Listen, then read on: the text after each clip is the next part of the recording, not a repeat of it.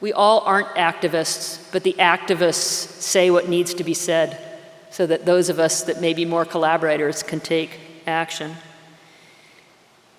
So whether we are motivated to become activists or collaborators or on-the-ground stewards or public servants or business leaders, it's essential that we all engage as citizens in making the case for the importance of sustaining the natural world around us. This happens to be a public meeting we hosted. It had about 1,500 people at it. 400 there were room for inside, and the other 1,100 were outside in over 100-degree temperatures around Bears Ears National Monument. All of this is hard work, but it's rewarding because it sticks. And if people feel respected and part of the process, they look beyond ideology to their own long-term interests. So I want to wrap up with a story about how I regained my own balance after the 4 most intensive years of my life. On February 1st, 2017, Warren and I loaded up our car, and we left our home in DC, and we began a 3-month, 10,000-mile road trip across the country to our home in the Pacific Northwest, and we wanted to slow down and catch our breath.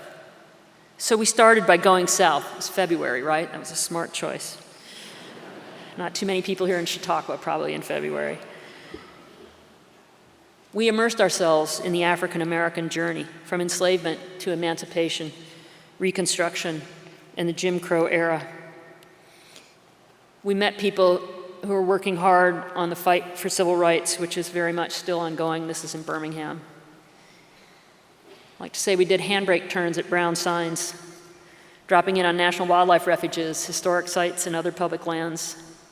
We spent weeks immersed in the natural beauty and thousands of years of history in the desert Southwest and its ancient Pueblo inhabitants, the descendants of whom are still here, keeping up many of the traditions of their ancestors, including Deb Haaland, current Secretary of the Interior and a member of the Laguna Pueblo in New Mexico.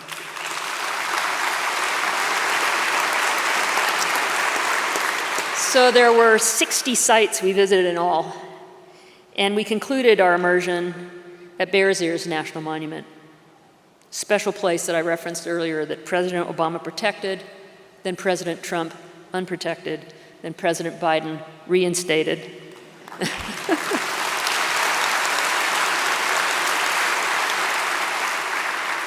It's a place where these 5 tribes, some historically nomadic and others agrarian and historically have not always gotten along with each other, got together and put those historical differences aside and advocated for protection of this beautiful and sacred landscape that was being looted and overrun with uncontrolled visitation.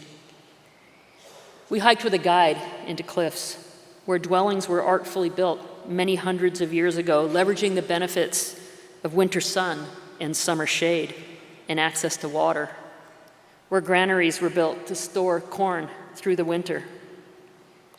We saw sandals built during the basket maker period, likely unearthed from ancient burial sites.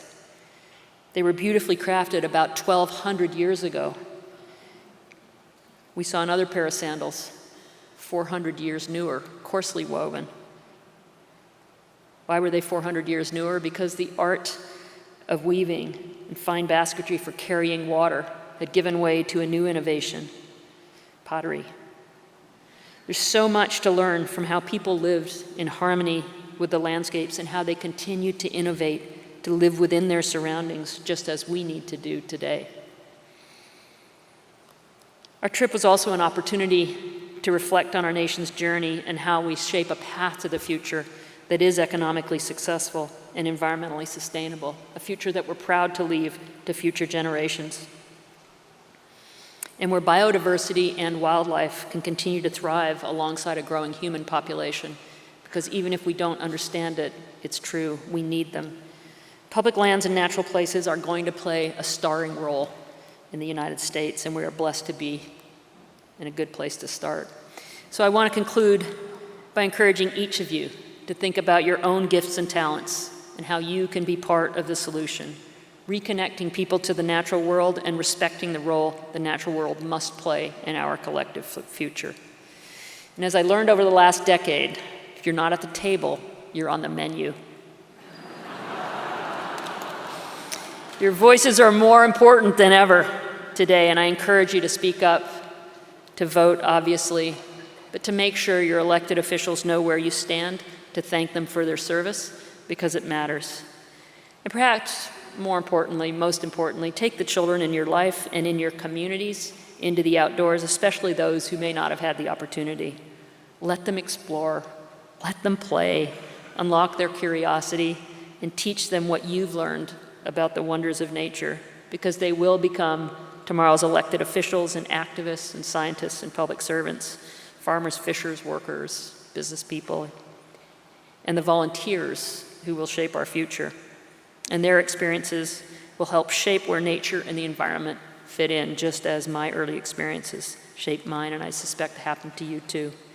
So I'm going to leave you with my favorite proverb that I thought of often when handling the conflicting and complex decisions I faced as secretary, but would have equally applied to my time as a business executive.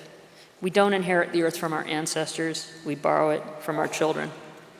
So I ask all of us to consider our earth and what we can do now that will make our children proud.